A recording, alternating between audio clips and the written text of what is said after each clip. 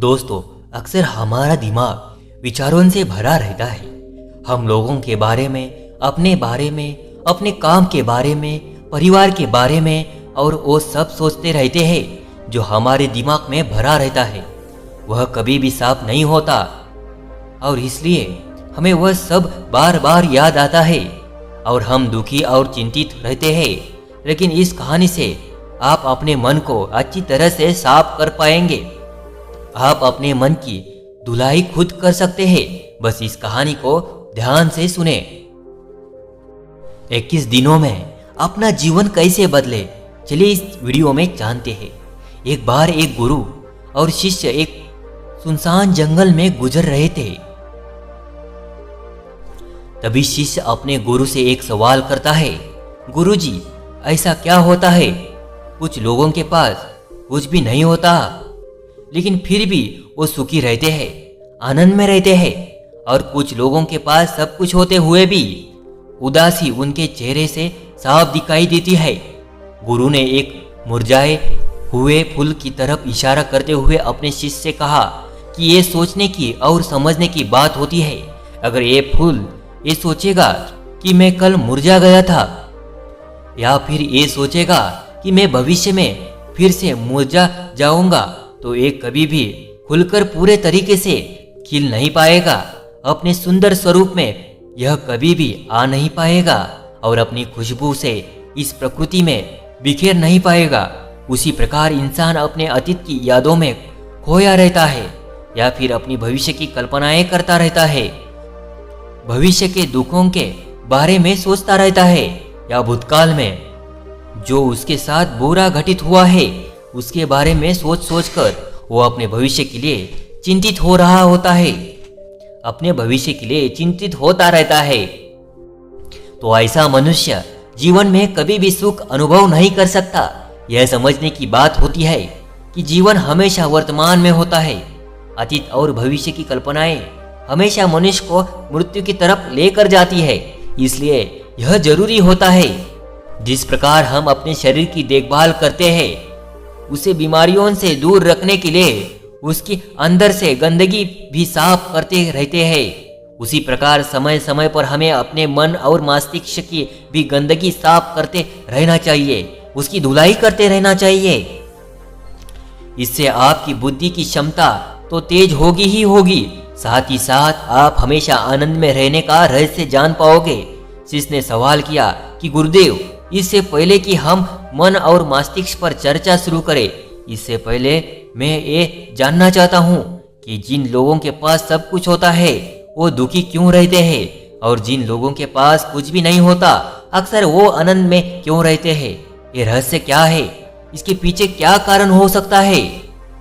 गुरु ने उत्तर दिया कि कुछ लोग जीवन में सब कुछ हासिल कर लेते हैं और सब कुछ हासिल कर लेने के बाद उन्हें सब चीजों की व्यर्थता पता चल जाती है।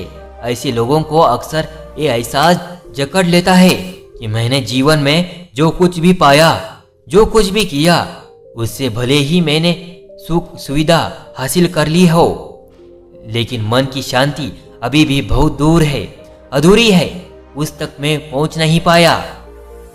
सब कुछ पाकर भी मैं अपने मन को जान नहीं पाया। और जब इंसान को ऐसा लगता है तो उसे महसूस होता है कि जो भी उसने कमाया और कौड़ियों के भाव का था, उसने अपना जीवन बेकार की चीजों में यूं ही व्यर्थ कर दिया।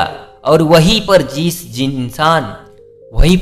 इंसान के पास जीवन में कुछ भी नहीं होता है, उसके पास एक उम्मीद होती है, उस सब कुछ पाने की लालसा रखता है, और वही लालसा, वही इच्छा उसको जीवन में खुश रखती है, आगे बढ़ाती है, ऊर्जा से भरा हुआ रखती है।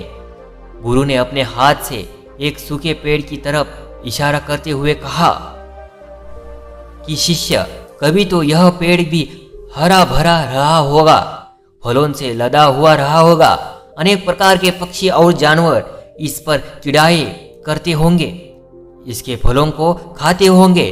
उस समय इस पेड़ को भी यह पता नहीं होगा कि एक दिन तुम सूख जाओगे और तुम्हारी हालत इतनी बदतर हो जाएगी कि तुम किसी को छांव तक नहीं दे पाओगे। तुम्हारे ऊपर पत्ते तक नहीं रह जाएंगे, फल तो दूर की बात रही। उसी प्रकार मनुष्य अपने जीवन की दौड़ में यह भूल जाता है कि जिस दौड़ में वह सबसे आगे निकलने की कोशिश कर रहा था, उसका अंतिम चरम तो मृत्यु ही है। काश वो कभी इस दौड़ से अलग हटकर ये देख पाए कि इसका अंतिम चरण तुम्हें कहीं नहीं पहुंचाएगा, कि जिस दौड़ को वो सबसे आगे निकलकर जीतने के ख्वाब देख रहा है, उसका अंतिम चरण मृत्यु ही है।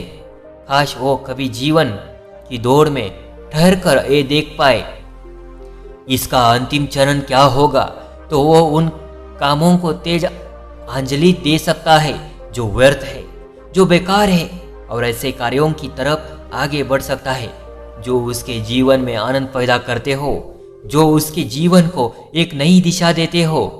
गुरु ने खुद की तरफ इशारा करते हुए समझाया कि एक योगी वो होता है जो जीवन की दौड़ में ठहर जाता है, जो ये समझ लेता है कि जीवन का अंतिम चरण तो मृत्यु ही है। इसलिए वो जीवन में सुख सुविधा हासिल करने की बजाय खुद के मन और मस्तिष्क को एक नए आनंद की तरफ ले जाने का प्रयास करना शुरू कर देता है। शिष्य ने सवाल किया कि गुरुदेव, क्या एक गृहस्थ जीवन में जीने वाला मनुष्य उस आनंद की प्राप्ति नहीं कर सकता, और अगर कर सकता है तो उसे किस प्रकार शुरुआत करनी चाहिए? बिल्कुल कर सकता है, गुरुदेव ने उत्तेजित होकर उत्तर दिया। अगर सभी मनुष्य उस आनंद की प्राप्ति के लिए योगी बनने का निश्चय कर ले तो इससे तो प्रकृति का चलन ही रुक जाएगा। उसकी जो अवस्था है वो बिगड़ने लगेगी।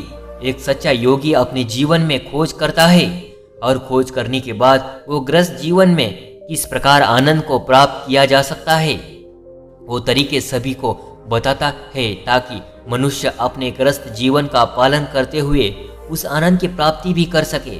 गुरु ने खुद को संबोधित करते हुए उत्तर दिया कि मैंने अपने जीवन में जो खोज की है उसके अनुसार मनुष्य को समय समय पर अपने मन और मस्तिष्क को सफाई करते रहना चाहिए।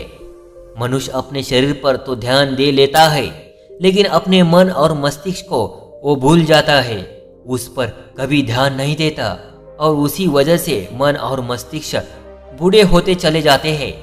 उनमें जवानी नहीं रह जाती, और जब उनमें जवानी नहीं रह जाती तो उनमें नयापन और ताजगी नहीं रह जाती, जिसकी वजह से एक इंसान उदासी से भर जाता है। अगर तुम्हारा मन किसी बुरी घटना पर रोने का हो रहा है तो चीख चीख कर रो, अपने आप को रोको मत, उस वेग को पूरी तरह से बाहर आने दो। अगर किसी दूसरी घटना पर तुम्हारा मन खुश होने का आनंदित होने का हो रहा है तो पूरी तरह से नाचो गाओ, जिससे कि तुम उस वेग को बाहर निकाल सको।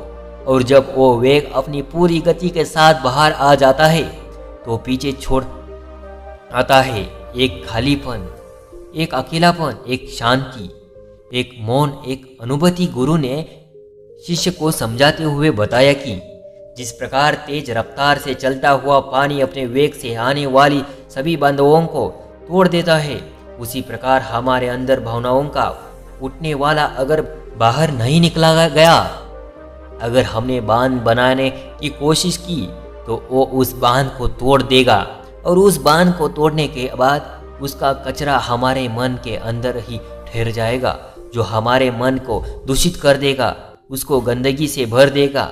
अक्सर मनुष्य अपने मन में किसी घटना को दबा कर इसलिए रखता है कि वो सोचता है कि अगर सामने वाले को इस घटना के बारे में पता चला तो वो पता नहीं मेरे बारे में क्या सोचेगा। इसी विचार की वजह से वो अंदर ही अंदर खुद दुखी होता रहता है, लेकिन सामने वाले को वो कुछ भी नहीं बताता। लेकिन एक बार अगर वो हिम्मत कर सकता है, शुरुआत कर सकता है, जो उसका पूरा जीवन परिवर्तित हो सकता है। एक बार अगर उसके दिमाग की आदत बन गई तो वो जीवन भर अपनी भावनाओं को दूसरों के सामने व्यक्त करने से हिचकिचाएगा नहीं। और अपने दिमाग की ये आदत हम 21 दिनों में पैदा कर सकते हैं। 21 दिनों तक अगर सही तरीके से हम अभ्यास करें तो हमारा दिमाग पूरी तरह से भावनाओं से मुक्त हो जाएगा। यह 21 दिनों का अभ्यास इस प्रकार है। किसी दिनों तक सबसे पहली बात जो याद रखनी है कि अपने मन में किसी बात को दबाकर नहीं रखना है। अगर हम किसी मनुष्य के बारे में अच्छा सोचते हैं तो हम उसे व्यक्त करें, अगर बुरा भी सोचते हैं तो उसे भी व्यक्त करें। परिणाम भूल जाए कि परिणाम क्या होंगे, सिर्फ अपने दिमाग की धुलाई करने पर विश्वास रखें। इससे आपके अंदर एक अद्भुत साहस पैदा होगा। जब आप किसी मनुष्य के बारे में वह सब बता पाएंगे जो आप उसके बारे में सोचते हैं, तो आप खुद सोचिए कि आपका खुद के ऊपर विश्वास कितना ज़्यादा बढ़ जाएगा। आपके मन के सारे डर खत्म हो जाएंगे। हो सकता है कि इसमें आपको चुनौतियों का सामना करना पड़े, लेकिन जहाँ पर चुनौती नहीं होती हो, कुछ अभ्यास भी नहीं होता। अभ्यास हमेशा चुनौतियों से भरा होना चाहिए। इससे आप सत्य वचन बोलने का अभ्यास भी कर पाएंगे। अक्सर हम दूसरों को प्रभावित करने के लिए वो सब बोलते हैं जो उन्हें अच्छा लगता है। तुम अपने मन को समझने में सक्षम हो पाओगे। जब तुम किसी दूसरे आदमी को ये सारी बातें बताते हो तो तुम खुद भी अपनी प्रक्रिया रोके उस घटना के प्रति तुम्हारा क्या रवैया रहा है, उसके प्रति खुद का आकलन भी कर पाते हो। और तीसरा अभ्यास जो तुम्हारे मन को खाली रखेगा वह है योग निद्रा का अभ्यास। योग निद्रा किस प्रकार लेनी है, किस प्रकार उसका अभ्यास करना है, वो वीडियो इस वीडियो के खत्म होते ही चल जाएगी। जिस लोगों को वो सुनना है तो आप उनको सुन सकते हैं।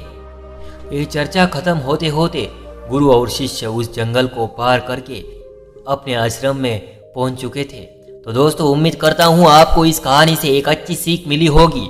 यह कहानी आपको कैसी लगी हमें कमेंट बॉक्स में कमेंट करके जरूर बताइए, और साथ ही इस कहानी को अपने दोस्तों के साथ जरूर शेयर करें ताकि उन्हें भी इस कहानी से कुछ सीखने को मिले। धन्यवाद दोस्तों, ऐसे ही चैनल को सब्सक्राइब करते जाइएगा।